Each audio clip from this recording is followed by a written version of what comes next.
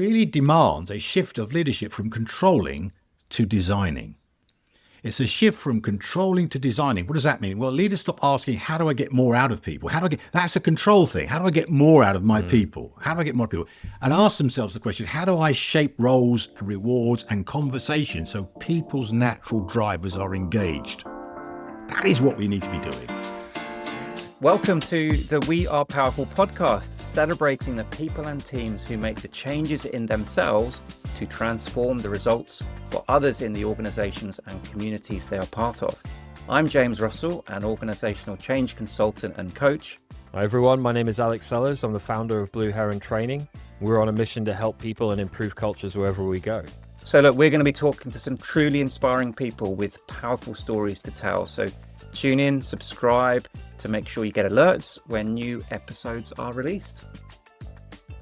Hello everybody and welcome to We Are Powerful. Today, I'm super excited. I'll introduce the guests in just a second. A very warm welcome from James Jr. and myself. That will become apparent later on as we go through. I thought we were going to go JR. Are we going JR? Are we going JR? All right, a very warm welcome from JR and myself. It's lovely to talk to you again.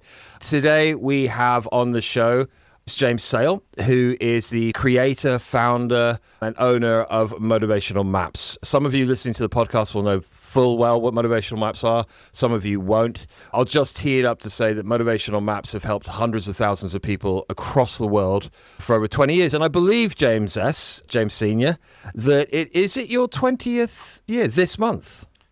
This month is our 20th year incorporated as a business, March 2006. So yes, wonderful. Absolutely, 20 years. Wonderful. Perfect timing then. So it's my absolute delight to welcome James to our podcast today. JR, over to you. James, Alex introduced me to Motivational Maps when I went independent a couple of years ago, and then I trained with Paul Ward, so I'm a licensed practitioner. But it would be great to start with a bit of the background to how you set up Motivational Maps, what it is for people that don't know, and then we can take it from there. Essentially, in 1995, I was a deputy headmaster of a large comprehensive school in Dorset, and I decided to leave teaching. And so I was in my early mid-40s, and so it was a complete kind of career change, the kind of career change that many of you will be actually contemplating yourself when you reach your mid-40s. So I wanted to reinvent myself. And so what initially I did was I set up 3 businesses, which I ran from 1995 to 1997, to see actually which one had traction and which one actually, to use a phrase I wouldn't have used then, but I would use now, is which one motivated me. So I ran 3 businesses. So the first lesson really from this is that sometimes when you're not sure what to do, you have to try things out. And you have to kind of go with the experience of trying these things out and actually what the feeling state is at the end of it all. And at the end of that 18 months, 2-year period, I clearly knew that management training, management coaching, that kind of thing, that whole consultancy thing was exactly what I wanted to do. It fitted in with all my motivators. So that was actually a very experiential thing. But it's very important to point out at that stage, I wasn't really a business person, and I certainly wasn't an entrepreneur. I really wouldn't have understood what an entrepreneur was. I was just somebody transitioning from one sort of career in education, a steady, safe job with a pension at the end of it, and throwing myself into, well, how do I now make a living now that I've left education? So what I was really doing by becoming a management trainer and a coach was I was following the interest I've always had in, what is it that drives people? What is it that makes people do what they do? So going back 60 years from now, I started writing poetry when I was 13. So I have been interested in literature for 60 years. I've been interested in psychology, theology, sociology, a whole range of these things. And they're all somehow interconnected. For the last 50 years, I'm 73, by the way. I'm not bragging by saying this, but it's just how I am. For the last 50 years, I have read at least 100 books a year. So in going into training, what I was doing was really sort of taking on board the kind of things that interested me in other contexts and applying some of these things from these other contexts into the area that I now found myself in. And I read books on things that I oppose my value system, that I don't agree with. So the most recent book I've read actually is this, The Resurrection of the Son of God by N.T. Wright. It's over 800 pages long. It's very pro-Christian, but I read Dawkins as well, because I like to actually pick up the other side of the coin. So whether I'm dealing with management ideas, theological ideas, psychological ideas, literary ideas, I like reading round it. And to do that, I think you have to have a kind of this wide breadth of reading. And I really would stress the reading now, because we're in a culture where it's also visual. And visual stuff is really good, but there's something about reading which actually is very grounding, when you can actually read the sentences, read the syntax, look at the notes, the end notes, the footnotes, all the stuff that goes into where do these ideas come from. So, And I'd yeah. like, James, just to go back to something you said earlier. You talked about people in their mid-40s having a career change, and you used your experience to reinvent yourself. And I wonder if there's a connection there with the reading and almost challenging ourselves to look at different perspectives, read other material, to see if that actually triggers something in us that lights up a different motivator that says, actually, my energy wants to go this way versus what I'm currently doing now. Yes, and what I'm being practical and pragmatic and rational, all that stuff. Actually, you've got to have that kind of reading to enable you to see what is possible. And as you say, it lights you up. There is something else here, though, which I think is very important as a lesson or as a tip to people, which I would challenge them with. I mean, so whoever's watching this podcast, I would say this. One of the things you need to do is to find, it's to do with basically the ideal self. And I say a lot about this in my book, Mapping Motivation, but the ideal self is the self we want to be, because we're always in a state of becoming. So we're becoming, if we stand still, we're dead. We have to become something that we're not. But in order to get to the something that we're not, we need to have a role model, an ideal self. So when I went into management training back in 95 and onwards, essentially I hadn't ever done it before. I had done training within the education system, but the kind of full-on commercial training I hadn't done. And I looked around for role models. And I went at least through 20 or more that I looked at. So some of them were quite famous names in the 90s and early noughties. So for example, I actually went to Wembley to see Tony Robbins live, and I read 2 or 3 of his books. Charles Handy at the time was one of the top consultant people in the UK. He was a brilliant writer. Jim Rohn was another fabulous writer, but actually they were all good, but none of them was my actual role model. The role model I selected at the time, who absolutely suited what I was trying to become, but which I wasn't, was Brian Tracy. Now, I actually virtually read everything he did. I went and met him twice. And the thing about Brian Tracy's work, and by the way, his Psychology of Achievement is still a definitive, wonderful, wonderful. It's still relevant even 30 years on. But the thing about him was, firstly, he synthesized so much information. He was absolutely crystal clear in what he was actually saying. And 3, which you will like, James, and it's something that I kind of immediately empathize with as an ex-teacher, because, of course, as a teacher in a classroom, you have to have the interest of the pupil. How do you do that? By having lots and lots of practical things to do. So you listen to a Brian Tracy tape, for example, or you read one of his books and you find out there's loads of little tips on how to sell, how to persuade and influence people, how to do this, how to do that. It's absolutely full of them. And I love the model that he had. And so for the first 10 years of my practice, in terms of getting to where I wanted to be, he was the great role model for me. And so I think everyone, so, that was actually in this kind of field. So if I was to go back to literature, I'd say, I've got another role model, because he wasn't a great literary person. So you might have several role models, but you need, for the area you want to be preeminent in, I think you need to select somebody and model it's an NLP idea. You model yourself on this. So here's a question, and this literally, my son, who's 17, showed me a video clip of Matthew McConaughey, the actor, and his... Oh, I love him. Wonderful actor. He's a wonderful actor. He's a very intelligent guy. But I'm interested in your views on this, James. So in his speech, he talked about influences in his life, but he talked about having a role model or someone that he was aspiring to be. And he said when he was 15, the person that he chose was himself in 10 years' time. And then when he got to 25, that person's... Yeah, well, actually, I actually wouldn't agree with that, because for the simple reason is I don't think anyone could possibly know what they would be like in 10 years' time. It's a sort of nice hope, but you see, I don't know about your life, James, or even Alex's life, but actual fact, the way my life has panned out is completely unlike anything I could have predicted or known. And I think this is one of the weird things about life. I mean, it's the unpredictable. If you're really alive, you don't know. If you're actually not alive, if you're actually trying to systematize everything and put everything in a box, then of course you will know where you're going to be. You're going to be with your pension, you're going to be with your security, you're going to be, but you won't have lived. So to be truly alive, you couldn't possibly know what I could not have guessed where I could be now.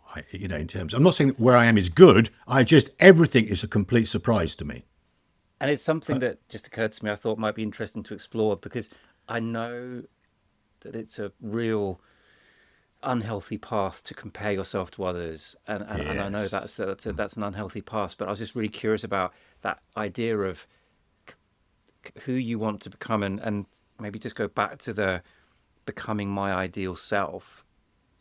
So it's not so much about defining that person in the future and being wedded to that, because you're actually missing the opportunities and what happens along the journey. But actually, I don't know, there's something I haven't quite defined or Well, nailed down can I? there, is what that becoming looks like. I think it's like the acorn does not know it's going to become an oak. Now, you've mentioned you've got a son of 17. I've got two sons. One's 50 and one's 32. I've got four granddaughters. My youngest granddaughter is 2.5 years old, and I spent Tuesday morning taking her to Hockey's Farm near Ringwood. And I had a wonderful morning as we went to the guinea pigs, we went to the pigs, we went to the goats, and we actually went round the farm, right? But she's 2.5 years old. I mean, what could she possibly be? And what we can only hope is that she's going to, have these influences from her grandparents, from her parents, and from friends, which actually are going to feed into her grain, the grain of who she is, the motivational grain, the psychic grain, and build her up so she could become this awesome person, which actually everybody is really. If they could fully realize who they are, everyone would be really awesome. But the trouble is people stunt themselves and get self-limiting beliefs and hang-ups and neuroses and all these kind of things that, we kind of come into us and stunt us. So we need to, as coaches, we have actually a primary role in trying to, for ourselves first of all, we have ourselves to break through the barriers that are holding us back, but for other people as well, to help them see what they could become. But it's not totally knowable. I think that is, in fact, it's like if you knew exactly when you were going to die, would that be a good thing? Probably not. Oh, you're going to die when you're 21. You're going to die when you're 88. You're going to die at this point. Would that be a good thing? I think it probably wouldn't. I think we've got to just keep on pressing forward to become more, especially when we get older. Because the danger is when we get older, people sort of go into a rut, a sense of they can't achieve anything. There's no future. They're just going to try to stay alive. It's not living. It's just, it's something else. So we want this forward momentum. I wonder if we could circle back. So you talked a lot about innovating, and so if you could just talk to us a little bit about the journey, the innovation that came to Motivational Maps. My perspective on Motivational Maps, and I'm not unaverse to various different types of self-awareness, self-perception, personality things. My experience of maps has been quite profound, and it's been quite life-changing. And I've now delivered maps to a lot of people, and I see a lot of people positively affected by a very powerful and very simple tool. So there's a lot in it, and there's clearly a lot of grounding. There's a lot of human elements in it. If you could just talk us through, James, the innovation process. What was the germination? What took you there? What did that look and feel like to you? Firstly, when I started doing this sort of motivational training stuff and coaching, I mean, naturally, I did what we all do, which is hand out evaluation sheets at the end of it all. So what I was expecting from the evaluation sheets was that people would be saying things like, for example, I'd run a communication skills course, or I'd run a time management course. So these were the kind of courses I was running at the time.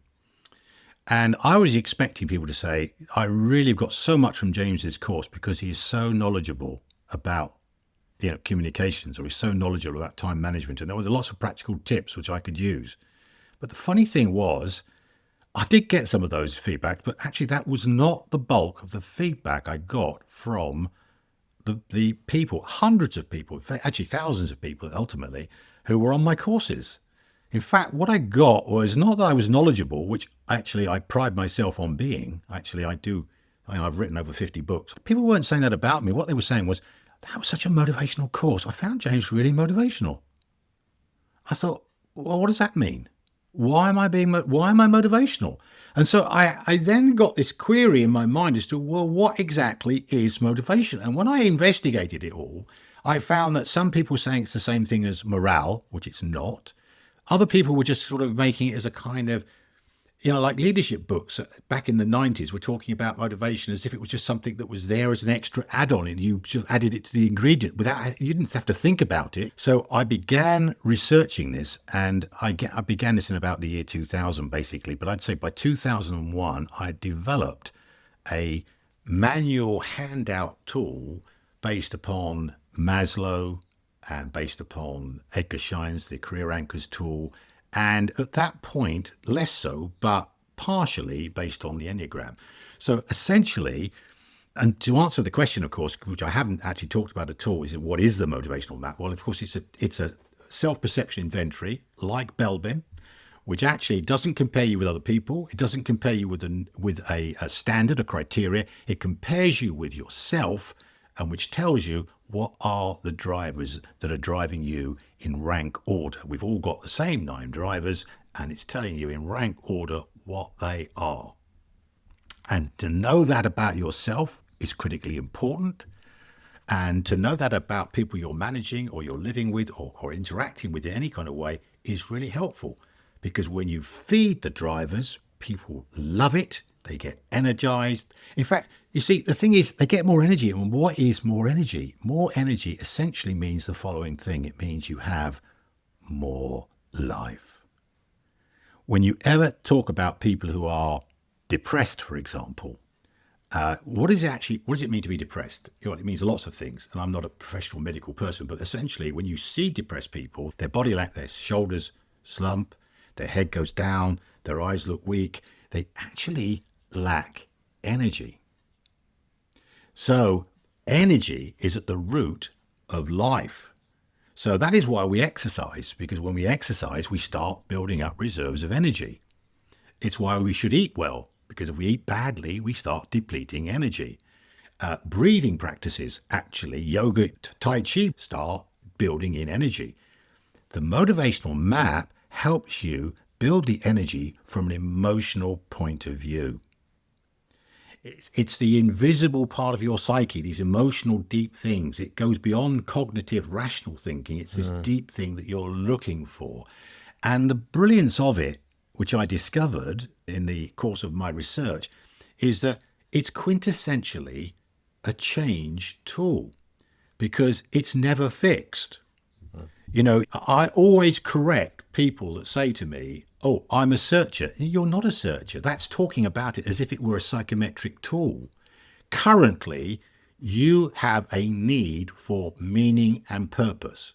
However, if you go home and you find that your house has been bombed and all your relations have actually been killed, you will find that making a difference is no longer your top motivator. You will probably have gone into some much more relationship type of motivator like security. So the motivators change. So this, on a personal level, is a fabulous change tool. You can track yourself. But teams motivators change. Organisational motivators change. And one of the most fascinating things is to actually start looking at what the actual vision and mission of a company is, particularly the mission, and saying they've got 5 or 6 or 7 mission statements and asking yourself, is that reflected in the profile of their total staff? And when I've done this on a large scale, and I haven't done it on what I'd call the biggest scale, i.e. tens of thousands of people, but I have done it with hundreds. So when I've done it on a large scale, I invariably find that the mission statement of an organization does not correspond with the profile of the. So, for example, a company will say, we want to be innovative. That's their number one thing. The innovation is what they do. And then you find the staff have got defender as their number one motivator, which is a complete contradiction in terms. And furthermore, you frequently find that the mission statement is X, the senior management team is Y, but closer to X, but then the actual rest of the staff, middle management and ground level staff, it's definitely wow in a different category. I did something on this years back, actually, where I spotted it with the post office. I mean, not that I've ever worked with the post office. They are not clients of mine and never have been. But, it was like the statements coming out from senior management were all growth motivators. All growth motivators. And the stuff coming out from the actual union, the reps for the actual workers, was all defender, friend, relationship motivators. It was just a complete and utter mishmash. You could see it. They were never going to talk the same language. I'm fascinated by that, Alex. Where the company mission statement doesn't bear the motivational profile of the employees. I thought you would be. Yeah. Yeah. I mean, it's so common. And, the thing about it is one needs to understand, of course, is the way the promotion system works. Well, you go back to career development. So you go back to that and you sort of realize that the kind of people who end up on the board and the top executive positions are all people who've tend to have growth motivators. They have to have, because their boss wants them to be innovative for them. So they kind of end up with a sort of innovative sort of profile. And so they get to the top, but actual fact, things at the bottom are very, very different. And you could see how that almost happens in an unintended way. You could imagine the executive of a company looking to grow, be innovative, but actually say they're in a regulated environment or an industry. Absolutely. Suddenly, Absolutely. Whether it's conscious or unconscious, they've created these systems and frameworks that actually is constraining people, and everyone is conditioned to don't make a mistake, don't take risk. Well, and the best example in the UK has got to be the NHS. They are so constrained by processes. They're so driven by process, but processes are very much a relationship type motivator thing. I mean, defenders love the processes. But of course, what they're actually being required to do is to innovate in order to actually meet the needs of the clients, the customers. And so there's an absolute built-in tension with the sheer level of regulation that swamps them and what it is they're actually needing to have to do. There needs to be a huge delayering. To get any degree of effectiveness, there needs to be some sort of delayering where we stop all this coming from the top, coming down. But, of course, once people have control, they cannot actually give it up. I mean, I think one of the things about maps is an implicit thing, which I probably don't say often enough, but I'll say it to you now because you might find it interesting. It really demands a shift of leadership from controlling to designing. It's a shift from controlling to designing. What does that mean? Well, leaders stop asking, how do I get more out of people? That's a control thing. How do I get more out of my people? How do I get more people? And ask themselves the question, how do I shape roles, rewards, and conversation so people's natural drivers are engaged? That is what we need to be doing. It's an indirect way of getting actually more out of people. But instead of saying, I'm going to get more out of you, and everything you do is then seen as being coercive and or manipulative. Manipulative in particular, you're quite right. It's seen as being, well, actually, let's shape the roles, shape the rewards, shape the conversation so that the natural drivers of people are naturally motivated, but as children are naturally joyful and curious and open, etc. But the socialization process, the education process, even the parental process, when it's bad, can actually start shutting all that down. So our job, it's like sort of standing up against a tsunami of negativity coming at you, but it doesn't matter. We just need one person here and one person there to fly the flag for the kind of empowerment that we're talking about, and which, I mean, it's not just motivational maps. You mentioned transactional analysis to me, James, and transactional analysis is a wonderful tool. I love it. NLP is a wonderful tool, and I love that as well.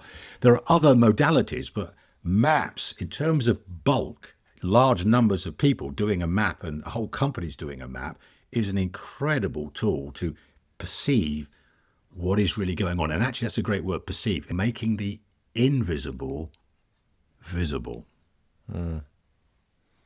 And you mentioned earlier on, James, that this is, you're so right, it's a change tool. And I've seen people shift. I think some of the more powerful things I've experienced through maps is the personal shift in people. It can happen very quickly, because I think one of the things that is very simple and incredibly powerful with maps is it puts a name, it puts a language to how we're feeling. They really are a wonderful tool to understand why I feel the way I do, how I respond to things. And drawing this back to the conversation from earlier on in this session, you talked about, role modeling and who I want to be. And I think there's a huge piece in there. Who am I right now, and how do I align and tune into that today? I've been doing I do a lot of sort of spiritual stuff. I have a very strong interest and need for spiritual development. Recently, I've been reading a lot of Eckhart Tolle and The Power of Now. I didn't experience powerful book. A powerful book. And there's some concepts that are raised in that which come across a lot of the readings that I'm doing at the moment. But one of the most powerful concepts that I think is so freeing is that right now, today, at this present moment in time, the only thing that exists is the three of us having a discussion about great stuff right here, right now. There's no fears, there's no worries, there's none of that there. I think we need, as people and humans, to kind of wake up a little bit sometimes to what's going on inside, to that level of awareness. And I've found that motivational maps are a wonderful tool personally to do that, because it's a mechanism that we can use that kind of draws these curtains. And I've seen that again and again.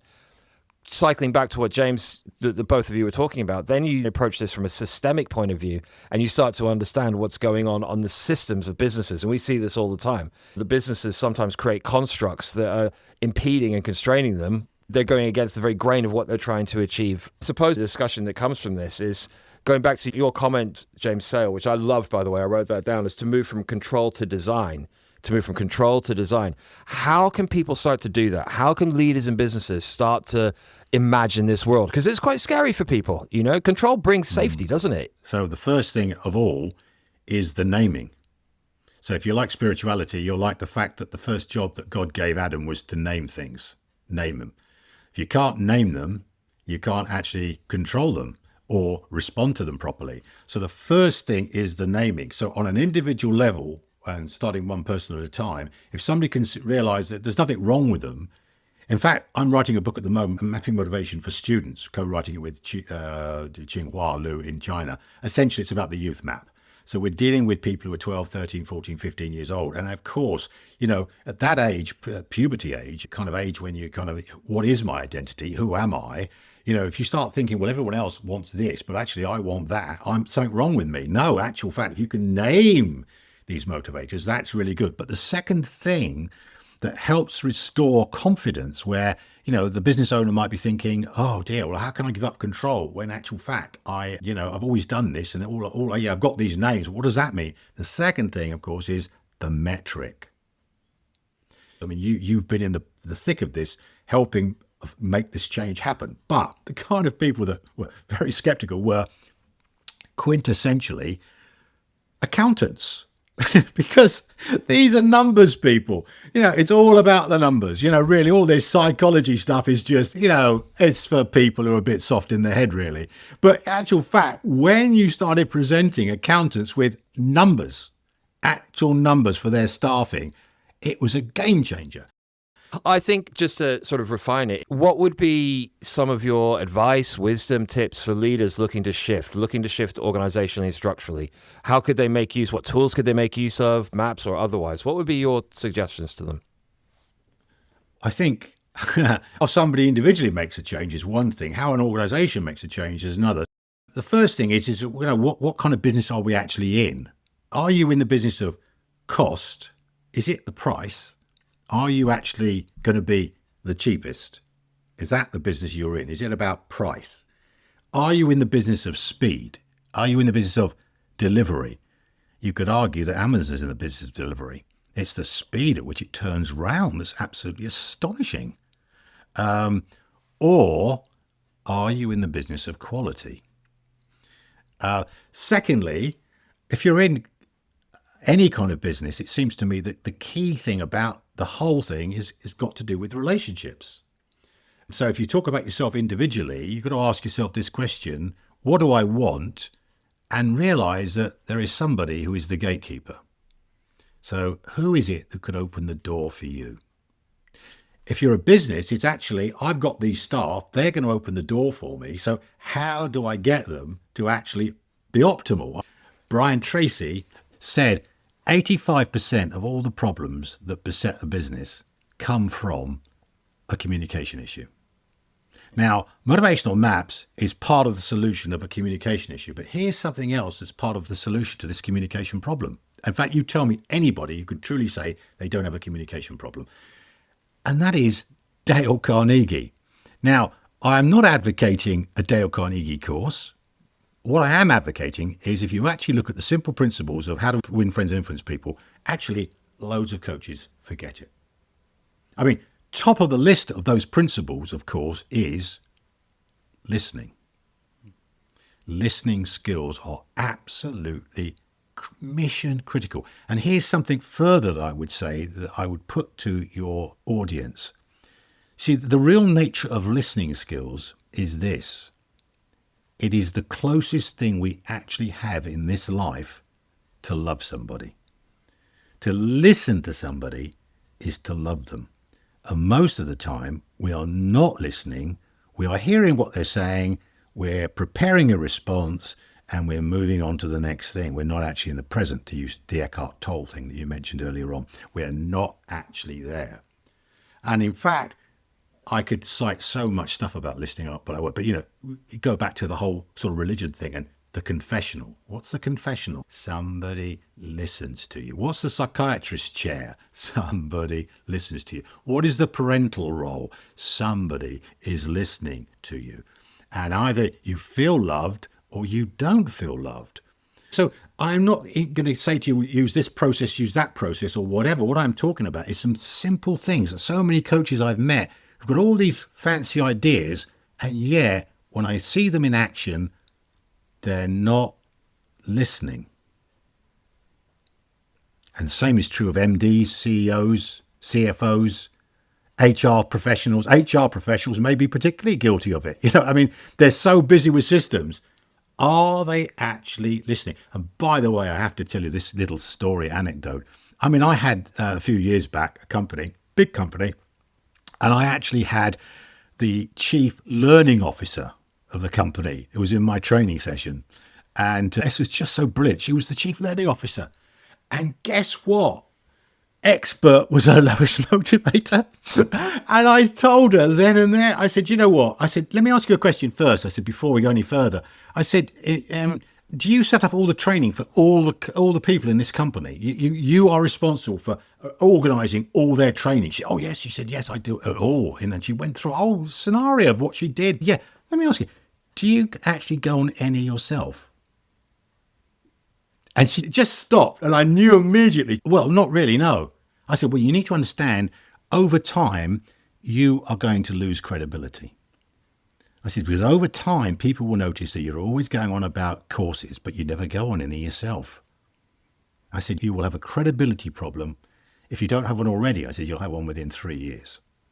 People just don't buy it. You've got to walk the talk. Yeah. It's really interesting, James. And as you're talking about coaching, I was reflecting, I had a coaching session earlier with a client, and we talked, there are 3 things that I took away, which is exactly what we covered. It was being curious to explore who I am becoming, naming it. I think that is so important, which is, it's listening, like you said, it links to the listening. It's listening, but it's listening to ourselves and naming it, and then choosing my response in the here and now. And I think that's a really powerful discipline, awareness and discipline to get into, James. The question that I ask all of our guests, if you were to be able to give advice to your younger self, what would it be? Don't make the same mistakes. No, actually, do you know what? It's a weird thing you should say that, because actual fact, I have made some terrible, terrible mistakes in my life, absolutely dreadful mistakes, and I wouldn't change one of them. Everything works together for good. Everything actually builds into where you are now. If I had to change one single thing, I would not be here now with you in this meeting, and I have not had that pleasure. So there's actually, you have to learn to love the mistakes and actually just take from it that this is something that is strengthening you as you go into the future. So love yourself more. But even if I was to say that to my younger self, and it were to do it, it would change things. So I don't really want to change things. So I don't really accept the premise of the question. I am who I am. I am glad to be alive. It's great to be here. Everything is perfect. Oh, I love that. And it links back to what you said love earlier that. around trying things out.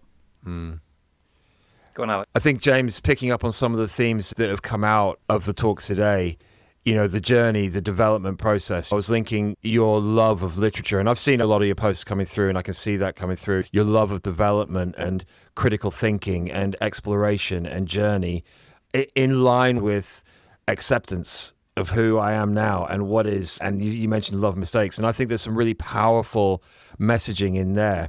Part of our readers and our listeners are people who are maybe experiencing some more challenging things in their lives. Life is difficult. Life does life. And I wonder, there's a beautiful piece in there sort of summing it up really about, keep developing, keep changing, keep learning, keep exploring, be curious, but don't be resentful. Oh, don't regret, don't be resentful, don't be bitter. And I think one great quotation you might want to end on this was Dr. Johnson, who's one of my great heroes. So one of my great literary heroes was Dictionary Johnson, the guy who wrote the first dictionary of the major English language. And he said, great works are not performed by strength, but by perseverance. So that is a really important thing. So this ties in with Kaizen. So my progress has been small steps. It ties in with Pareto. So another thing I would say to people is, you're doing 10 things. Which 2 things, 3 things possibly, are really important and which are less important? So do more of those 3 or 2 things. Start actually prioritizing that kind of way. Use Pareto, use the Kaizen principle, small steps. Basically, people overestimate what they can do in 1 year. They think, in 1 year, I'll be doing this. I'll be, sailing away. But they underestimate what they can do in 5 years. In 5 years, actually, everything can change. 1 year, not so much. Have the goal, but allow life, fate, destiny, God to get you there in ways that maybe you haven't foreseen. I love that synchronicity, James, both Jameses.